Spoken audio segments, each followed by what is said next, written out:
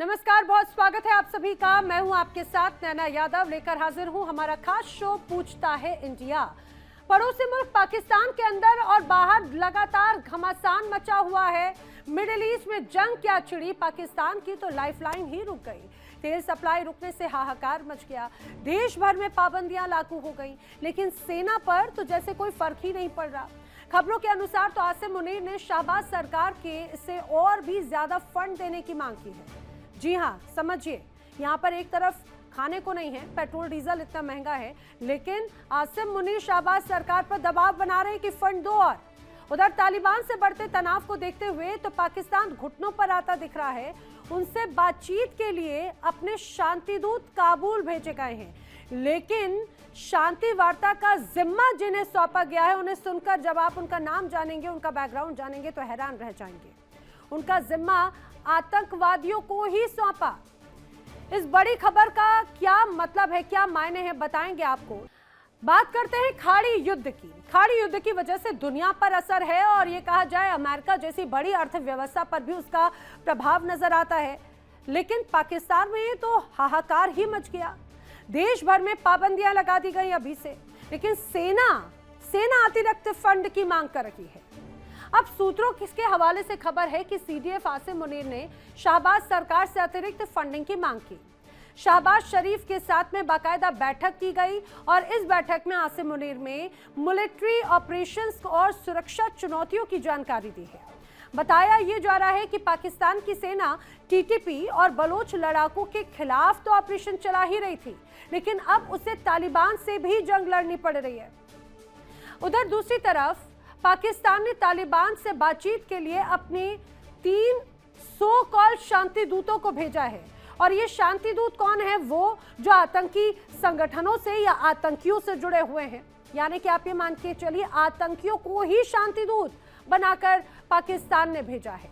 खबरों के अनुसार फजलुर रहमान खलील, अब्दुल्ला शाह मजहर और कारी साजिद उस्मान, ये वो 3 लोग हैं जिन्हें बातचीत के लिए काबुल भेजा गया। हालांकि आधिकारिक तौर पर पाकिस्तान के विदेश मंत्रालय इसकी पुष्टि करने से बच रहे हैं। वो नहीं चाहते कि दुनिया को पता चले कि उनके शांति दूत एक आतंकी हैं। खबरें हैं कि पाकिस्तान सरकार चाहती है कि तालिबान के जो सुप्रीम लीडर हैं हिबतुल्लाह अखुंज़ादा एक फतवा जारी करें जिसमें पाकिस्तान के खिलाफ आतंकी गतिविधियों पर बैन की बात हो। उधर तालिबान आतंकवादी गतिविधियों को पाकिस्तान का घरेलू मामला बताता है और वो कह रहे हैं कि भाई आप अपनी समस्याओं को खुद निपटाएं, आप इसका ठीकरा हमारे ऊपर ना फोड़ें। आपको पाकिस्तान की आर्थिक तंगी के बारे में हम पहले ही बता चुके हैं।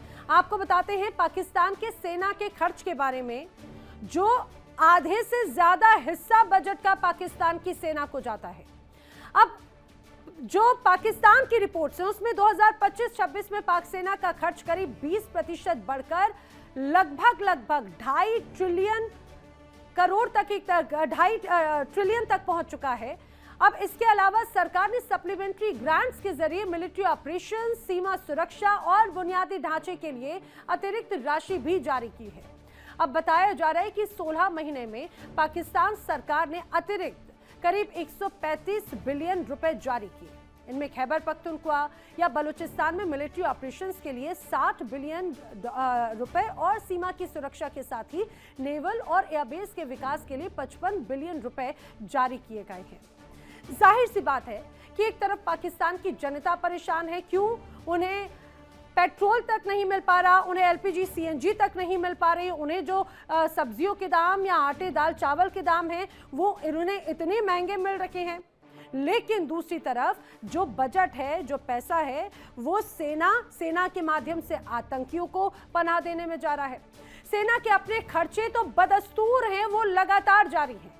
दूसरी तरफ बार बार सवाल जनता पूछ रही है कि जो तालिबान या जो अफगानिस्तान आप पर लगातार यूं बरस रहा है, उनसे बातचीत के लिए क्या अब आपके पास में आतंकियों के अलावा और कोई रहा नहीं? क्या आसिम मुनीर को अपनी सो कॉल सीडीएफ आसिम मुनीर पर, शहबाज शरीफ को आसिम मुनीर पर बिल्कुल भरोसा नहीं है? क्या वो अब इस काबिल ही नहीं है कि वो शांति लेकर आ पाए? बड़े सवाल है। क्या पाकिस्तान में सेना और सरकार के बीच में अब टकराव शुरू हो चुका है? क्या शाहबाज सरकार सेना के खर्च को नियंत्रित करने में नाकाम साबित हो रही है? सवाल ये भी, क्या आतंकियों की मदद लेना ये साबित करता है कि पाक में उनकी पैठ बहुत ज्यादा गहरी है? करेंगे चर्चा। खास मेहमानों का पैनल मेरे साथ में कनेक्ट हो रहा है, उनसे आपको मिलवाती हूं। रक्षा विशेषज्ञ retired lieutenant general Sanjay Kulkarni ji मेरे साथ कनेक्ट हो रहे हैं। पूर्व राजनयिक डॉक्टर मोहम्मद अमीन मेरे साथ में कनेक्ट हो रहे हैं। चीन से मेरे साथ में डॉक्टर बशीर नावेद बलोच एक्टिविस्ट मेरे साथ में कनेक्ट हो रहे हैं। पाकिस्तान से पत्रकार डॉक्टर हामिद खान मेरे साथ में कनेक्ट हो रहे हैं। आप सभी खास मेहमानों का इस पूरी चर्चा में बहुत स्वागत है। लेकिन मैं चर्चा की शुरुआत कुलकर्णी सर आपसे करना चाह रही हूँ।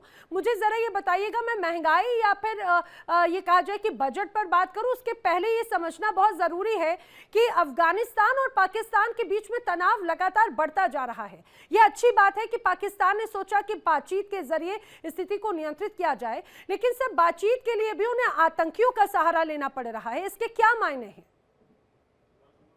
बहुत बहुत धन्यवाद नैना जी। सवाल यह है कि पाकिस्तान ने लगातार अफगानिस्तान को अपना एक बैकयार्ड समझ करके उसके साथ सलूक किया और उसको इस्तेमाल करने की कोशिश की। अब इस बात का एहसास अफगानिस्तान की सरकार को हो रहा है कि पाकिस्तान उसको इस्तेमाल कर रही है। पाकिस्तान अफगानिस्तान के ऊपर हवाई जहाज से हमले कर रही है, ये कह करके कि उनके आतंकी जो है तहरीके तालिबान पाकिस्तान जो पाकिस्तान के सरकार के साथ लड़ रहे, वो कई तालिबान अफगानिस्तान में छुपे हैं, इसलिए उनके ऊपर हमला हो रहा है। अफगानिस्तान में तालिबान ने कई बार पाकिस्तान को बताया है कि तहरीके तालिबान पाकिस्तान आपका ही संगठन है, आप ही के द्वारा खड़ा किया गया है। अगर वो आपके साथ उनके अनबर है तो वो आपकी जिम्मेवारी है, आपका लेना देना है। हमसे क्यों आप परेशान होकर के हमारे यहाँ पे आप हवाई जहाज से हमले कर रहे हैं? तो इसके बावजूद भी पाकिस्तान सुधर नहीं रहा। पाकिस्तान को तालिबान ने साफ शब्दों में बता दिया है कि अगर आप हमारे बीच दखलंदाजी करेंगे अफगानिस्तान के अंदर तो पाकिस्तान की हालत बहुत खस्ता होगी। वैसे ही पाकिस्तान के ऊपर तहरीके तालिबान पाकिस्तान, खैबर पख्तूनख्वा में Balochistan liberation army, Balochistan liberation front Balochistan में, तो जिस प्रकार से लगातार आप देखते हैं कि जो हमले हो रहे हैं अफगानिस्तान और पाकिस्तान के बीच में, और अब जब अफगानिस्तान की बॉर्डर है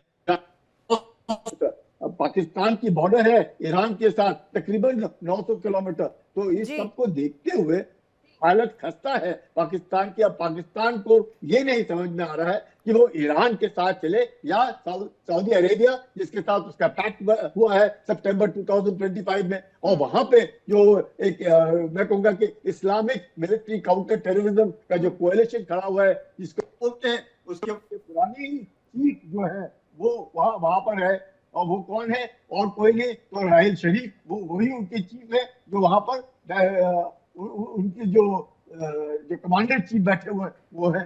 तो उनको लेकर के परेशानी पाकिस्तान में है कि वो उन्होंने पैक्ट किया हुआ है, उस पैक्ट के द्वारा जिसको इस्लामिक नाटो बोलते हैं जी, जब भी कोई हमला होगा तो ये पाकिस्तान ने सऊदी अरेबिया की और सऊदी अरेबिया ने पाकिस्तान की मदद कर दी।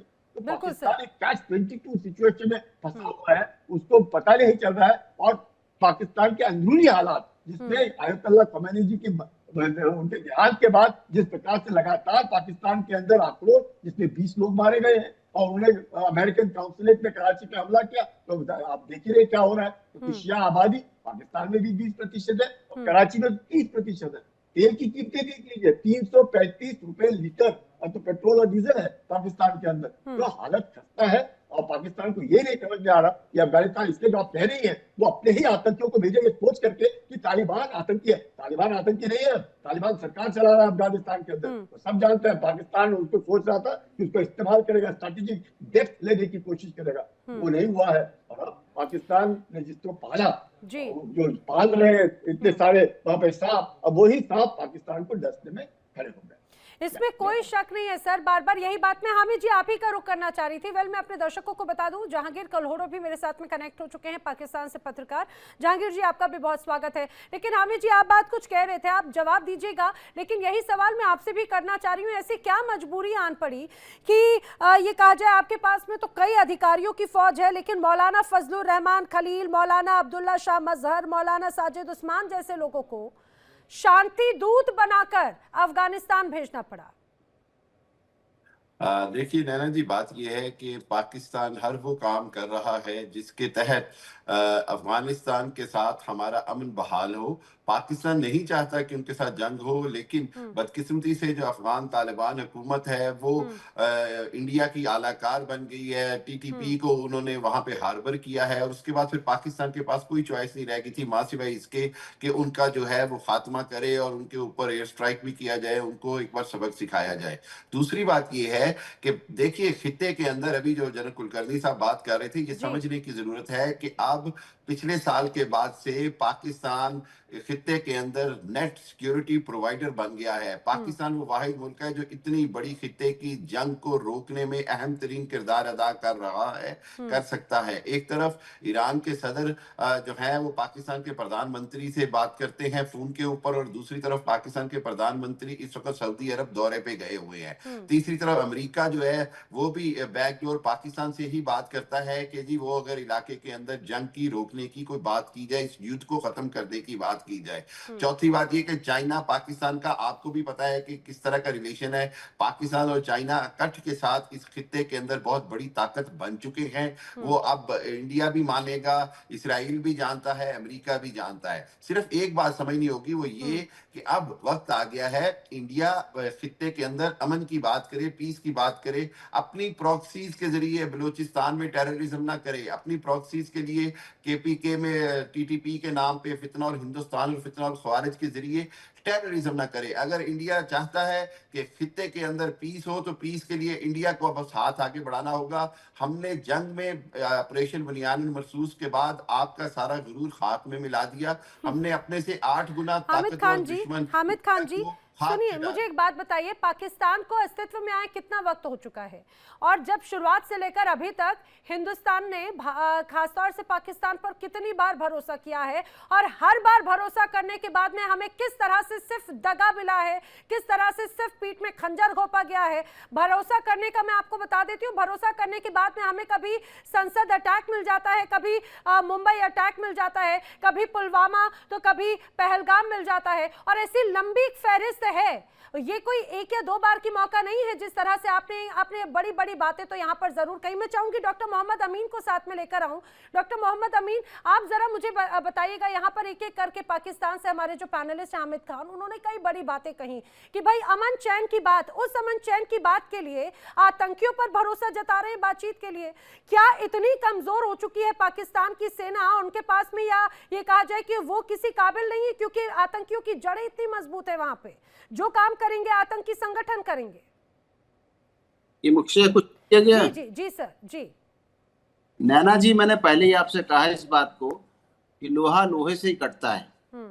आपने देखा होगा लोहा काटने के लिए लोहे से आरी बनाई जाती, सभी लोग एग्री करेंगे इस बात को। जी बिल्कुल। आतंकवादी है जहाँ पर सरकार बनी हुई है अफगानिस्तान के अंदर, और वो आतंकवाद का एक अड्डा हुआ करता था, और उन आतंकवादियों ने इतना बड़ा आतंकवाद फैलाया कि अमेरिका को वहां से जाना पड़ा, और वापस वो लोग आ गए वहां पर सत्ता में। अब आप ये देखिए इस बात को कि और पाकिस्तान के अंदर भी यही काम होता है। पाकिस्तान के भी अंदर आतंकवादी हैं जो कि दूसरे देशों में जाते हैं, हमारे देश में भी आते हैं, सभी जगह आते जाते हैं, उनका एक काम है। तो जो पेशेवर हैं इस बात के लिए, तो वो करते हैं आतंकवाद को। आपने देखा जब भी हिंदुस्तान के अंदर हमला हुआ, पाकिस्तान के लोग पाए गए। पाकिस्तान के साथ हथियार किसके मिलते हैं? मेड इन अमेरिका मिलते हैं। हमेशा अमेरिका आता है हमारे यहाँ बात करने के लिए हिंदुस्तान में, और पैसा और हथियार जाके देता है पाकिस्तान को। पाकिस्तान अगर ये ना करे तो हर एक की जगह एक इकोनॉमी होती है, और पाकिस्तान की इकोनॉमी जो है आतंकवादियों में बेस करती है, क्योंकि वहां पर आतंकवाद की वजह से चारों तरफ से पैसा आता है नाम को लेके कि भाई हमारे यहाँ आतंकवाद है, उसको हम खत्म करने के लिए, चाहे वो इंटरनेशनल ऑर्गेनाइजेशन हो, चाहे अमेरिका हो, सब इनको सपोर्ट करता है इस बात को।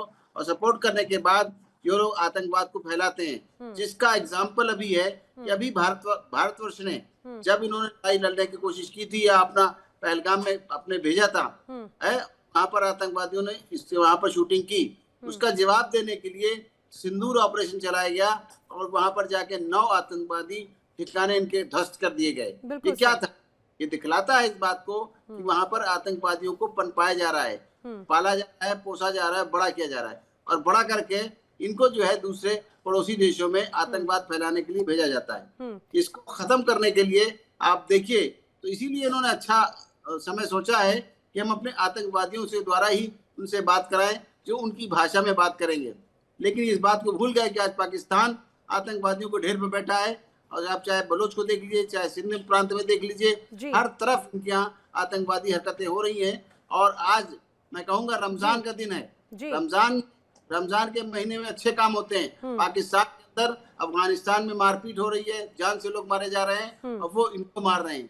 एक दूसरे की भाषा अच्छी तरह समझते हैं, इसमें क्या कहना है नैना जी? इसमें कोई शक नहीं। आपकी इस बात पे हामिद खान जी कुछ रिएक्ट करना चाह रहे हैं, फिर मैं बशीर जी का रुख कर रही हूँ। हामिद जी, आप कुछ कहना चाह रहे थे? देखिए, मेरा ख्याल है कि जो ये बात कर रहे हैं इससे मैं बिल्कुल इत्तेफाक नहीं करता। सिंपल सी बात है, पाकिस्तान ने हमेशा से अमन की बात की है। पाकिस्तान इंडिया के जो फॉल्स फ्लैग ऑपरेशन है, चाहे वो पहलगाम में हो, चाहे वो पुलवामा में हो, पाकिस्तान ने ओपनली दुनिया को कहा कि आप इन्वेस्टिगेशन करें, प्रूफ दें। हामिद जी, इसके पहले जब आतंकी गतिविधियां हुई, आपके घर से जब आतंकी पाए गए या अभी भी आपके घर में जब आतंकी बैठे हुए हैं, आपने कभी उस बात को स्वीकार किया? आपने कभी भी कोई चीज, कितनी बार डोजियर्स दिए गए, कितनी बार सबूत पेश किए गए, कि आपने कभी स्वीकार किया जो इस बार आप बड़ा दिल दिखाते?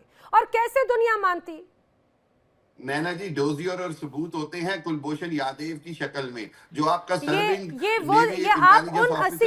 है, आप कुलभूषण जाधव का अगर जिक्र कर रहे हैं, यानी कि आप आईसीजे, जो आपने सबूत दिया आईसीजे ने ध्वस्त कर दिए, उन्हें कहा बताया प्रोपेगेंडा। यहाँ पर आपकी बात का जवाब दे रहे हैं सर जी, आमीन जी।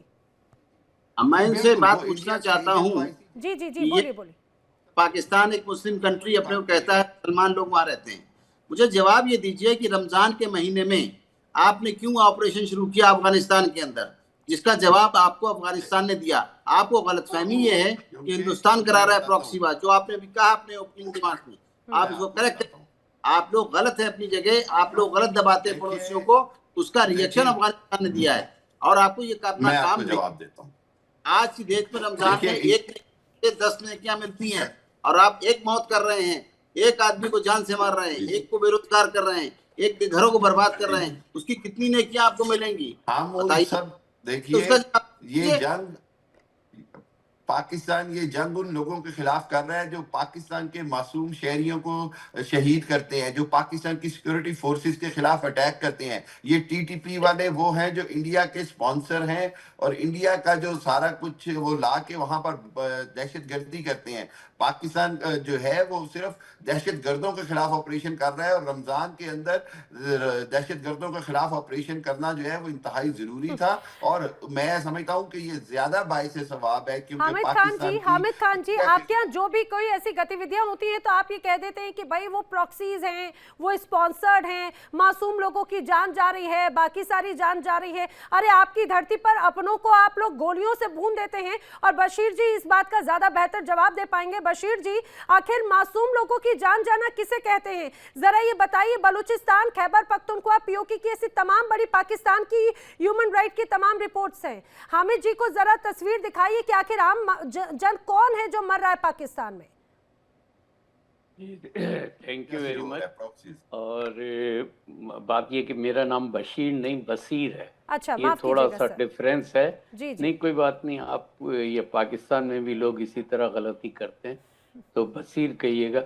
दूसरी बात ये है कि अभी अमीन साहब ने, डॉक्टर अमीन है शायद इनका नाम, इन्होंने कहा कि ये जो है बलूचिस्तान वगैरह में आतंकवाद, तो मैं बता दूं कि ये बलोची जो लड़ाई लड़ रहे हैं ये आतंकवाद नहीं है, ये फ्रीडम फाइटर हैं और अपने राइट्स के लिए लड़ रहे हैं, जो उनके साथ 78 ईयर्स से जारी है।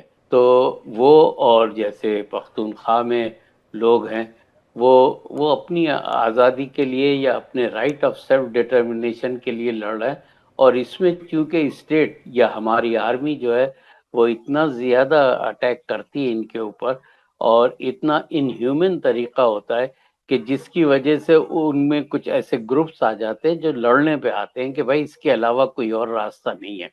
जब लोगों को उठा के ले जाते हैं, और सबको पता है ले जाने वाले, जब मास ग्रेव्स मिलते हैं तो, और फिर लोगों की लाशें सड़कों पर मिलती हैं, तो फिर क्या लोग कौन सा नतीजा निकालेंगे? जबकि जुडिशरी जो सबसे बड़ा वो होता है जस्टिस का ये निज़ाम, वो जुडिशरी जो है किसी तौर पे कोई भी केस लेने को तैयार नहीं होती है। जो भी बेचारे डिसअपियर हो जाते हैं या जो भी मर जाते हैं, उनके केसेस लेने की बजाय वो स्टेट का साथ देते हैं। तो जुडिशरी की अपनी इंडिपेंडेंस जो है ना वो बिल्कुल नहीं है, वो एक पुडल जुडिशरी बन गई है। तो इसलिए आपके मुल्क में आर्मी जो है ना वो बहुत ज़्यादा स्ट्रांग हो गई है, और इसी आर्मी के इसकी वजह से हमारे अपने एक्सपेंसेस जो है या लोगों के ऊपर जो पैसे खर्च होते हैं वो बिल्कुल नहीं होते। अब आप देखें कि हमारे यहाँ डेवलपमेंट फंड जो बजट होता है उसमें हार्डली 9% या 8% जो है वो होता है जनाब डेवलपमेंट के लिए। बाकी तो सब ऐसे ही निकल जाते हैं। 30% लेकिन सर वो जो 9% है वो भी डेवलपमेंट में होता है या नहीं होता है, या आधे से ज्यादा भ्रष्टाचार की भेंट चढ़ जाता है? यही मैं बता रहा हूँ कि उसमें अगर एजुकेशन के लिए उन्होंने 3% रखा है, तो उसमें वो जब एंड होता है तो पता चलता है उसमें से कुछ फंड जो है आर्मी के लिए चला गया या मिलिट्री के लिए चला गया, तो पूरा 3% नहीं है, खत्म होता 1.87 कुछ ऐसे खर्च होता है। इसी तरह हेल्थ के लिए भी, क्योंकि ये सारा कुछ जो है ना ये हर एक में से ये पैसे लेते हैं। सर अब आप देखें कि इस बात पे जो जहांगीर की साइलेंट स्माइल है वो साइलेंट एक्सेप्टेंस है। मुझे लग रहा है जो उन्होंने धीरे से मुस्कुराया है वो उनकी साइलेंट एक्सेप्टेंस है, वो कह रहे हैं कि हाँ ये सच है। जहांगीर जी, बशीर साहब बड़े दूरंदेश लोग हैं, बड़े इंसान हैं। मैं इनको थोड़ा करेक्ट कर दूं। बशीर साहब जो 2017 से लेके 2024 तक एक जो है मिसिंग पर्सन के केस चले, उसमें 110 मिसिंग पर्सन थे, ठीक है। उनमें 110 वो मिसिंग पर्सन थे जो BLA का आपका सो कॉल्ड इंडिया के जो है फितरतुल हिंदुस्तान के लड़के थे जो मारे गए थे अभी फरवरी में जो ऑपरेशन हुआ, वो थे आपके मिसिंग पर्सन। तो आप उनकी आवाज कह रहे हैं, और जब से हमने इंडिया के ये तो कलोड़ा साहब ये तो आप देखें, मैंने किसी को इंटरप्ट नहीं किया, अभी 2 मिनट मुझे बोलने दें, ठीक है। और जैसे ही हमने अफगानिस्तान में जो है ऑपरेशन शुरू किया है, शुक्र अल्हम्दुलिल्लाह, ना हमारे इमामबाड़ गांव पे धमाके हो रहे हैं, ना हमारे बॉर्डर पे धमाके हो रहे हैं, वो सुकून आ गया है। और उसमें जो पेट में मरोड़ हो रही है, कीजिएगा, लेकिन आपको मैं ये बता दूं, आपने कहा हिंदुस्तान के लड़के, क्या आपकी बॉर्डर सिक्योरिटीज, आपकी सेना, आपकी इंटेलिजेंस इतनी कमजोर है कि कोई भी आके, पहले तो दावे करते परिंदा भी पर नहीं मार सकता, लेकिन जब कोई धमाके होते हैं तो अफगानिस्तान का नाम, हिंदुस्तान का नाम, एक्स का नाम, वाई का नाम, जेड का नाम, सबका शुरू हो जाता है। ये हिंदुस्तान के लड़के वो लड़के जो है, अभी डॉक्टर उमर ने मेरे ख्याल से आपको बताया था, कुलभूषण यादव जैसे जो है ना आपके लड़के, जिनको हमने पकड़ के बड़ी अच्छी तरीके से फेटी लगाई है, निखिल गुप्ता जैसे लड़के जो जाते हैं इंडिया से पैसे लेते हैं और बाहर सही नहीं कर पाते, आपके फेक प्रोपोगेंडा उजागर हो जाते हैं। इंटरनेशनल कोर्ट ऑफ जस्टिस में आपको वहां पर फेक प्रोपोगेंडा बता दिया जाता है, UN आपको फटकार लगा देता है, इंटरनेशनल एजेंसीज आपके उन सबूतों को पूरी तरह से दरकिनार कर देती है। मुझे डॉक्टर अमीन के 2-3 जवाब देने थे 2 मिनट के लिए। मुझे डॉक्टर अमीन साहब ने बड़ी अच्छी बात, मुबारक महीना रमजान, मुबारक महीना रमजान का, डॉक्टर साहब बड़ी अच्छी बातें करते हैं। और मुझे अगर बुक लिखने पे आए ना तो मैं डॉक्टर अमीन साहब की 77 पेज का बुक लिख लूं। देखें डॉक्टर अमीन साहब, आप ये भूल गए कि 20 फरवरी में जो है उमरुद्दीन अपने बच्चे को बचाते हुए जो है किस तरीके से हिंदू जो है लड़कों से जो है ना अपने बच्चे को बचाते हुए शहीद हो गए। आप जो है रोशन बानू को भूल गए, जिसको रोजे की हालत में गाँव का पेशाब पिलाया गया, और उसके साथ किस तरीके से जो है बिहार में ब्रूटल हत्या उसकी हो गई। वहां पे तो आपको आवाज उठाने नहीं आती। आप ये नहीं बताते कि बीजेपी ने ना मैं आप बिल्कुल आप बात बताइए, लेकिन आप रिपोर्ट दिखाइए, आप कहाँ की बात कर रहे हैं। ऐसा लगता है कि आपके पास में, पाकिस्तान के भी पास में आपके वही फेक नैरेटिव वाली कुछ चुनिंदा खबरें आती हैं कि आपकी बात पे अमीन जी भी जवाब दे रहे हैं, कुलकर्णी सर भी जवाब दे रहे हैं, कि करके रिएक्शन ले लेती हूँ अमीन जी से ही। देखिए, मैंने हजरत एक बात ये कही है, अगर आपको समझदारी हो और समझदार हैं इस बात को समझने की कोशिश कीजिए। मैंने कहा मुसलमान को मार रहा है, अगर हिंदू मुसलमान को मारेगा दैट इज डिफरेंट, लेकिन इस रमजान के महीने को हम अच्छा समझते हैं। ये बात देखें, आपकी गैरत कहाँ चली गई। वहां पे आपको गैरत नहीं आती? वहां पे असदुद्दीन अवैसी साहब नहीं बोलते? वहां पे डॉक्टर अमीन नहीं बोलते? क्यों नहीं बोलते? सिर्फ पाकिस्तान के लिए बोलने के लिए आपको शब्द आ जाते हैं, अल्फाज आ जाते हैं। कहाँ गए वो आपका ईमान? कहाँ गया वो आपका ईमान? कहाँ गया वो आपके जो है, मैं नहीं कह रहा आप इंडिया के खिलाफ बगावत करें, लेकिन सच तो बोले डॉक्टर साहब, सच तो बोले। करनी चाहिए, आपको करना चाहिए ना अफगानिस्तान को करना चाहिए, लेकिन आप दोनों करते हैं और बहाना दे रहे हैं हमारे हिंदुस्तान। डॉक्टर अमीन भाई एक मिनट मुझे सुनिएगा। देखें, मैं ये नहीं कह रहा आप अपने मुल्क के खिलाफ बगावत शुरू करें, मैं ये कह रहा हूँ सच तो बोले। सेक्युलर इंडिया को किस तरीके से बीजेपी ने तबाह कर दिया है, इतना तो सच बोले, कब्र में आपको जवाब देना होगा। ये तो सच बोले कि किस तरीके से मुसलमानों की हत्या हो रही है, वहाँ पे माइनॉरिटी सेक्युलर नहीं है। मैं मोहम्मद अमीन जी के ऑडियो को दुरुस्त कराती हूँ, क्योंकि जैसे ही कोई और बोल रहे हैं उनकी आवाज नहीं आ पा रही है। लेकिन संजय जी का मैं जवाब लूं, लेकिन मुझे आपको यहाँ पर कलोड़ो एक और बात बताती जाती हूँ जहांगीर, कि जब भी कुछ बात होती है मुझे लगता है एंटी इंडिया सिंड्रोम से इस तरह से ग्रसित कभी कभी नजर आते हैं कि कुछ भी बात हो इंडिया इंडिया इंडिया। अरे भाई साहब, आप तो मुस्लिमों की रहनुमा बनते थे, आप मुस्लिमों के रहनुमा बनते हुए अपनों पर गोलियां चलवा देते हैं, पाकिस्तान की धरती पर अमेरिकी आके गोलियां चला देते हैं। आप एक तरफ फिलिस्तीन की बात करते थे, आप उन्हीं ये कहा जाए फेक प्रोपोगेंडा पेश करते थे उनके सामने, अब आप हथियार उठाने को तैयार है। संजय कुलकर्णी जी, मुझे जरा बताइएगा, और अब तो हालात ये हैं कि आतंकियों को भेजा जा रहा है आतंकी परिस्थितियों को दुरुस्त कराने के लिए, वही कि जहर से जहर काटने की कोशिश की जा रही है। इनके अपने आसिम मुनीर, ये कहा जाए जो फील्ड मार्शल है, वो वाकई में फेल साबित हो रहे हैं। क्या कहना चाह रहे थे आप? नैना जी, मेरे को लगता है पाकिस्तानी नुमाइंदों को सुनने के बाद और जिस प्रकार से वो अपने देश के बारे में बात कर रहे हैं, इस बात से तो साफ जाहिर होता है वो नहीं सुधरेंगे।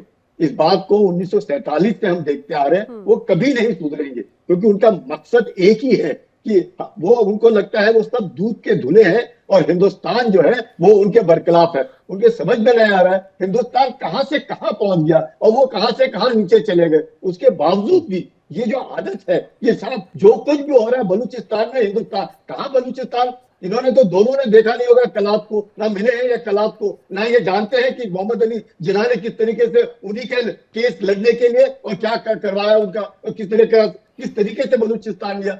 ये पाकिस्तान में अगर यही नौबत रही, और पाकिस्तानियों को, मैं ये नहीं कह रहा पाकिस्तान की फौज और पाकिस्तानी, मैं दोनों को अलग अलग समझता हूं, पर अगर पाकिस्तानी जो है, जो वहां के आम आदमी है, जैसे मेरे सामने बैठे हैं, अगर वो भी यही तरीके से सोचते हैं तो मुझे नहीं लगता है पाकिस्तान कभी सुधरेगा। और पाकिस्तान सुधरने वाला नहीं है तो पाकिस्तान को उसी तरीके से जवाब भी दिया जाएगा जिस तरीके से पाकिस्तान को जवाब चाहिए, चाहे किसी भी चाहे वो मिलिट्री फील्ड में हो, इकोनॉमिक में हो।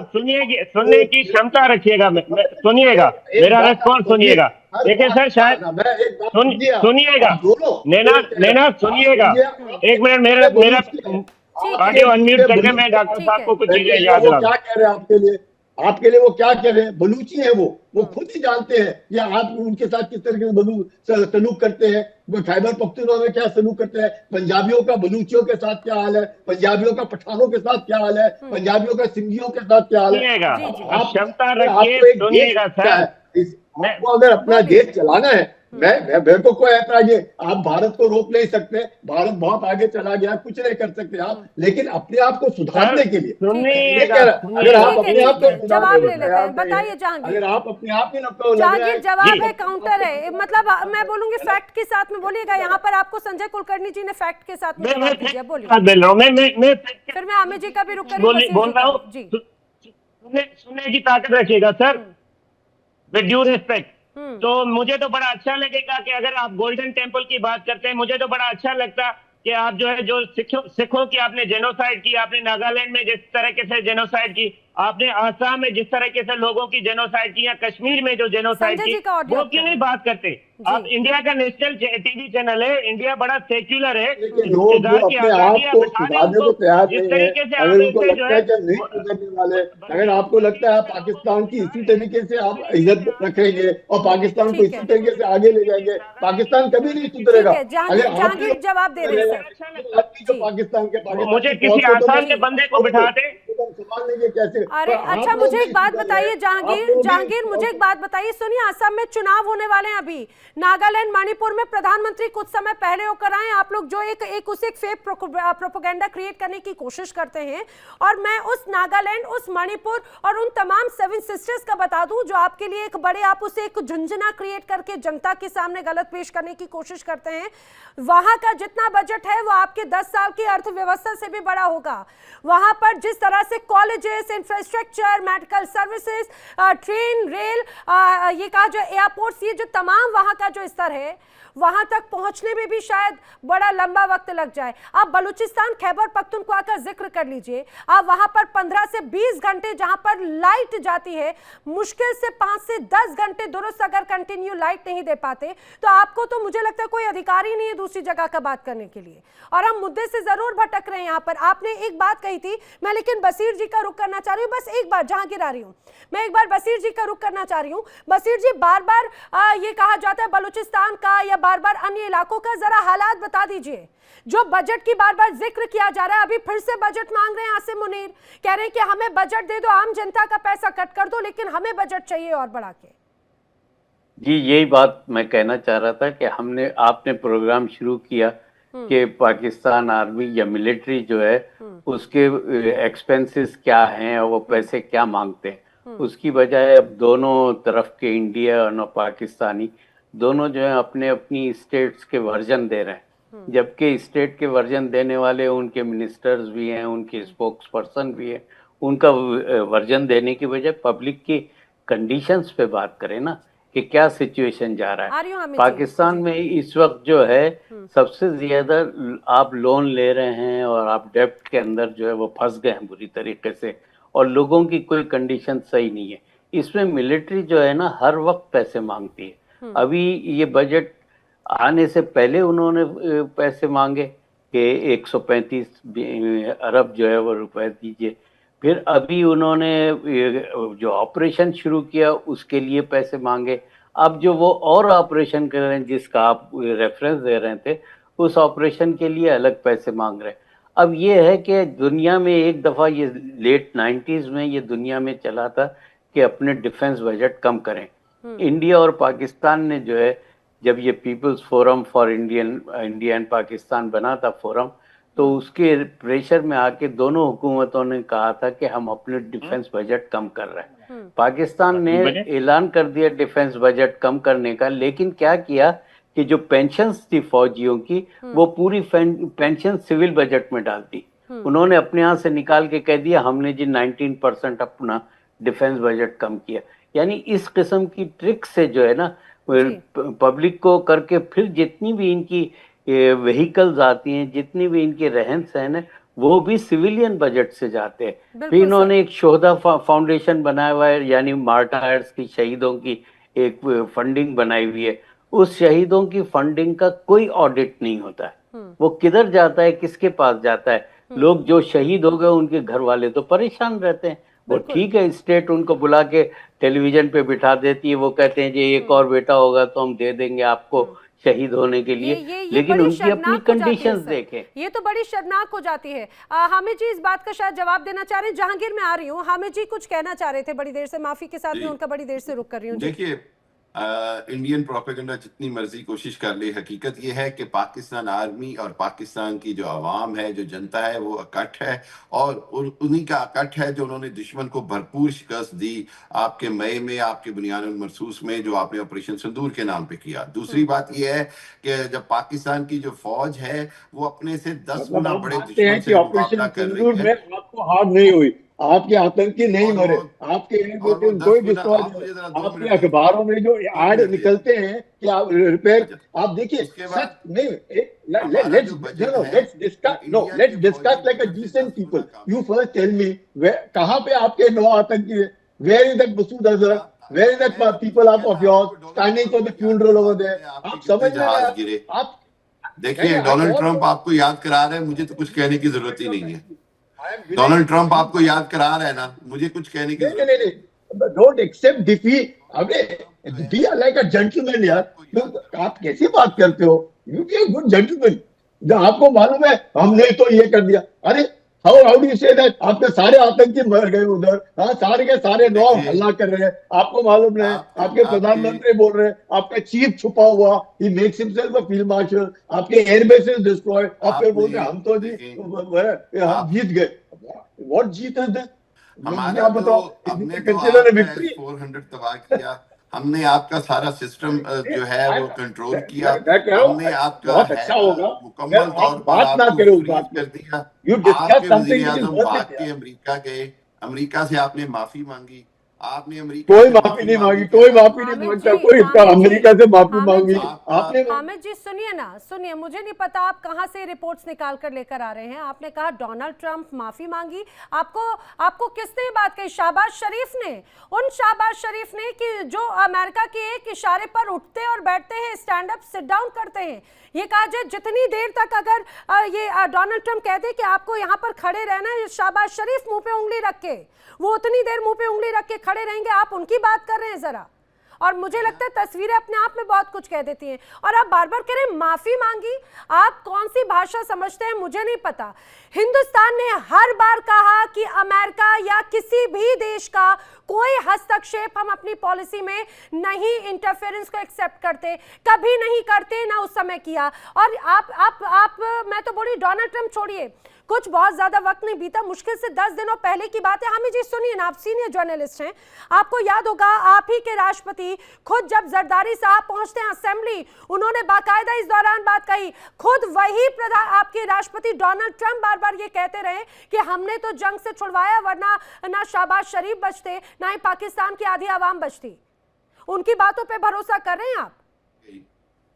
ऐसी कोई बात नहीं कही उन्होंने। अरे पहली बात, या तो आप देखते नहीं हैं, या तो इंडिया देखते नहीं के हैं, गिरे। या तो आप देखते नहीं। इंटरनेशनल सुनिए, इंटरनेशनल जरा आप, मुझे लगता है न्यूज भी जरा फॉलो किया कीजिए, बाकायदा अलग अलग मोर्चों पर किया गया। और अगर आप तक तस्वीर नहीं पहुंचती तो ये तस्वीर भी देखते चलिए।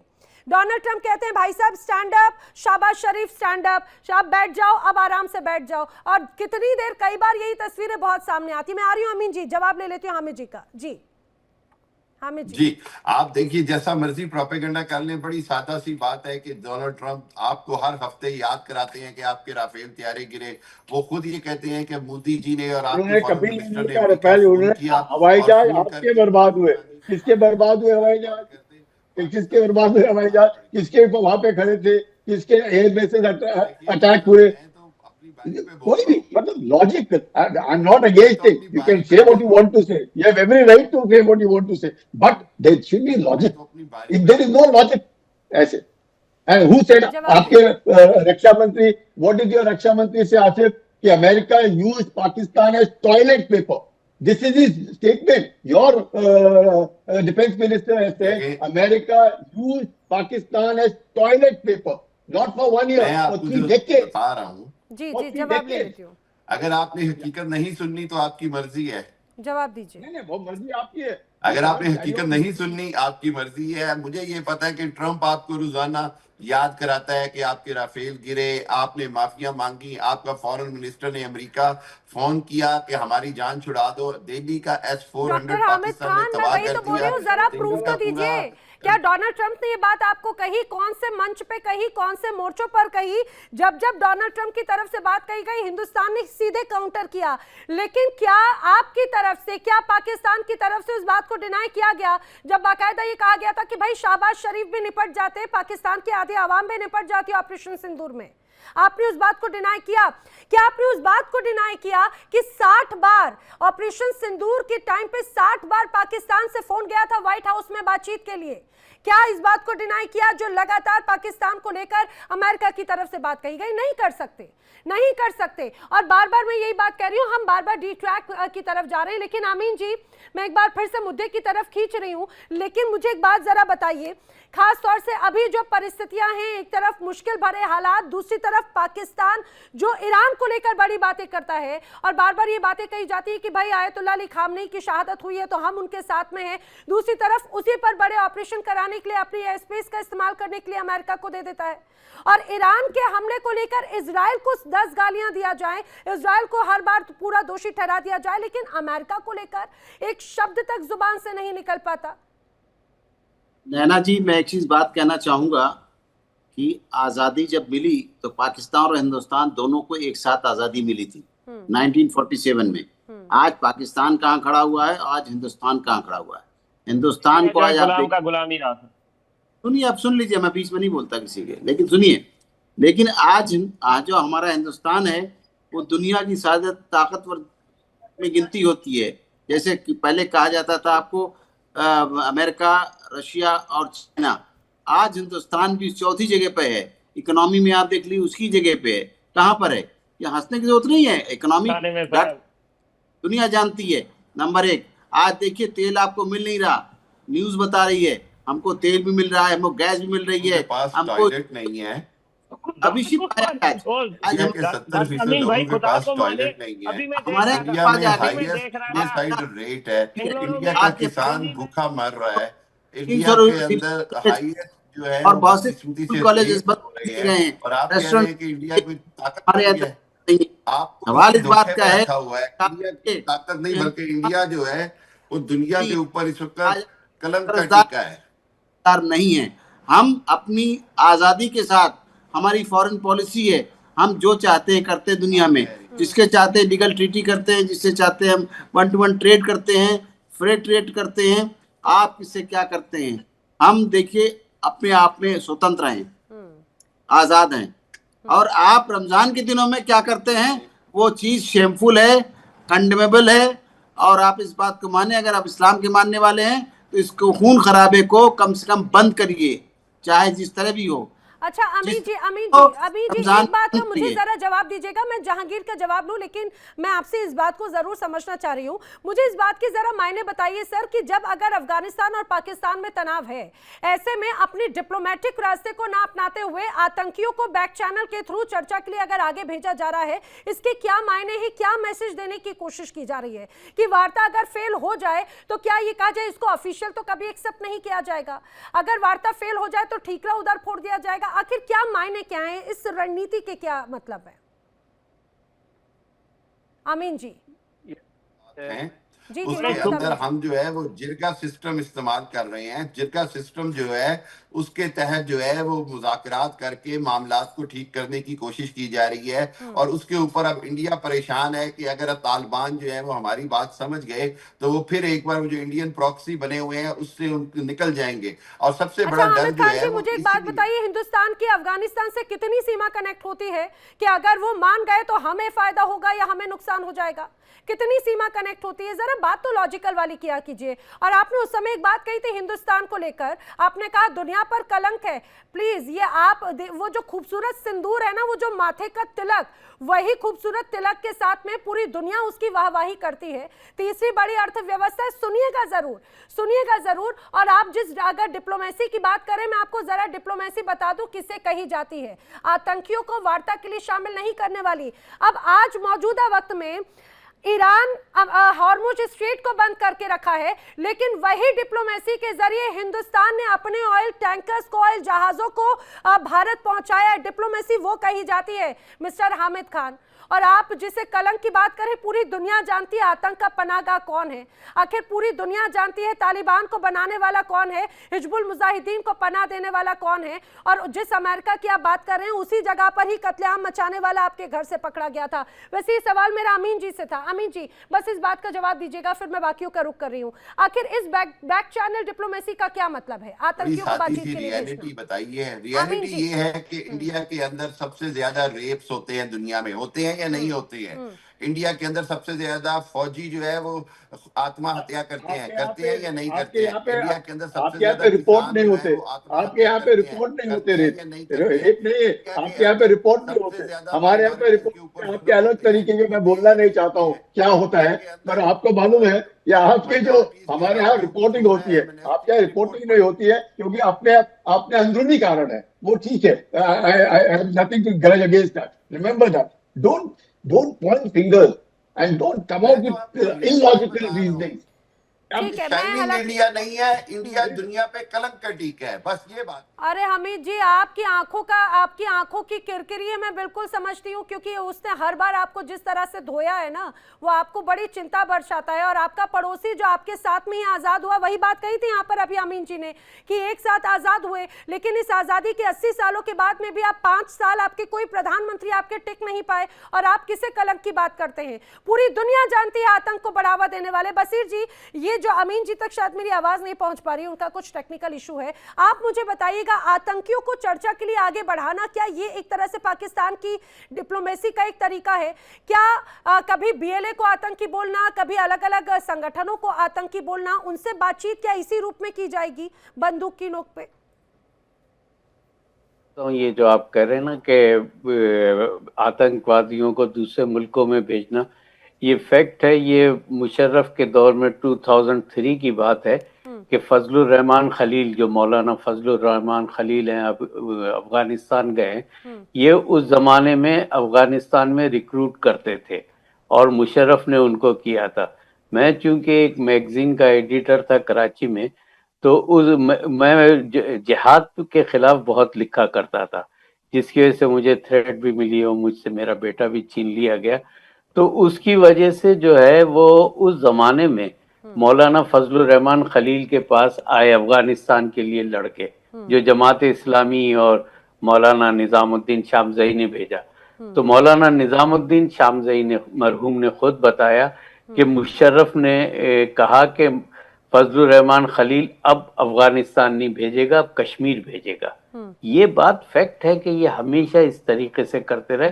और आपको पता है, हमने ही खुद जिहादियों को परवान चढ़ाया, बिलियंस ऑफ डॉलर्स दिए, हत्ता कि हिलरी क्लिंटन ने भी ये कहा मुशर्रफ से कि हम 20 अरब डॉलर्स आपको दे चुके हैं, इनके खिलाफ एक्शन लीजिए। उन्होंने 20 अरब डॉलर्स खा लिए, लेकिन एक्शन नहीं लिया। इसी तरीके से कैरी लूगर बिल आया था, वो भी क्लिंटन लेकर आई थी, और उन्होंने कहा था कि भाई इसका जो 70% है वो सिटीजन्स पे खर्च होगा, यानी पब्लिक पे खर्च होगा। लेकिन हमारी गवर्नमेंट और हमारे तमाम सहाफ़ी इस बात पे हैरी क्लिंटन से लड़ पड़े कि क्यों ये हो रहा है, क्यों ये, यानी वो समझ रहे थे कि सारी इमदाद फौज के लिए आएगी, जितनी भी एड होगी वो फौज के लिए नहीं थी, उसमें 70% जो था पब्लिक के ऊपर खर्च होना था। और फिर इतना शोर मचाया कि वो मतलब खामोश होके चली गई, और क्या कर सकते थे। पाकिस्तान को वो एड भी नहीं मिली जो। तो ये वो लोग हैं जो जिहादियों को और जो यहाँ से लोगों को इन्फिल्ट्रेट करके भेजते हैं वहां पे, ये तो है।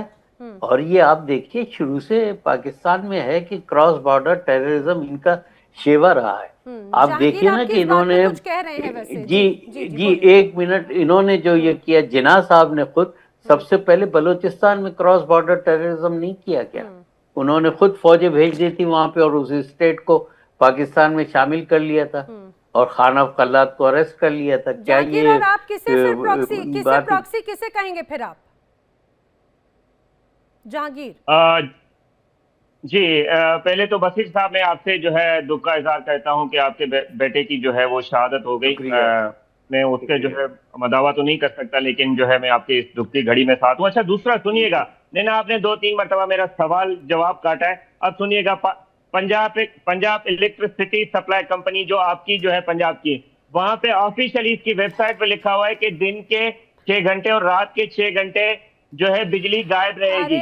आपकी स्टेट में, पंजाब में मुझे बड़ी हैरानी होती है, घर में खाने को नहीं होते, लेकिन दूसरे की थाली में अगर घी ज्यादा नजर आ जाए तो बड़ी तकलीफ हो जाती है।